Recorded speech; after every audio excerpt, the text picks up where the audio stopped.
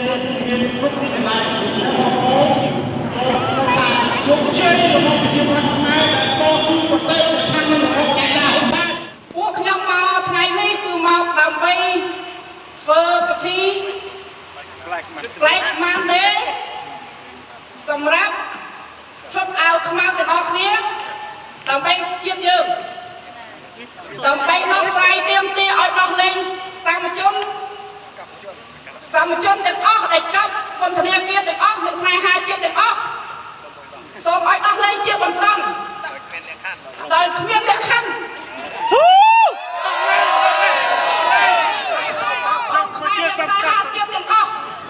ួមគ្នាតស៊ូដើម្បីជាតិយើងដើម្បីជាតិខ្មែរទាំងអស់គ្នាមិនថាខ្មែរលើមិនថាខ្មែរកណ្ដាលមិនថាខ្មែរក្រោមគឺយើងតស៊ូដើម្បីជាតិយើងស៊ូឲ្យឈ្មោះតែមើលងាយកុំឲ្យប្រទេសដទៃមើលងាយជាផ្សេងជំជួបប្រជាជួនគុំនេះខ្ញុំបានជាវេទនាថ្ងៃនេះប្រជាពលរដ្ឋខ្មែរនៅរដ្ឋ Washington State តែមកធ្វើមហាបដកម្មប្រឆាំងនឹងរបបផ្ដាច់ការរបស់លោកនាយករដ្ឋមន្ត្រីហ៊ុនសែនដែលជា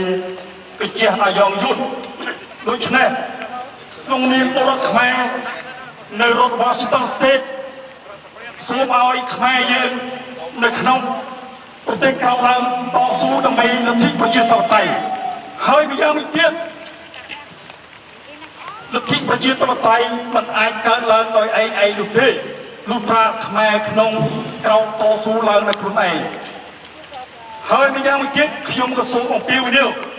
មកកងកម្លាំងប្រដាប់អាវុធទាំងអស់នៅក្នុងប្រជាជាតិកម្ពុជាសូមអស់លោក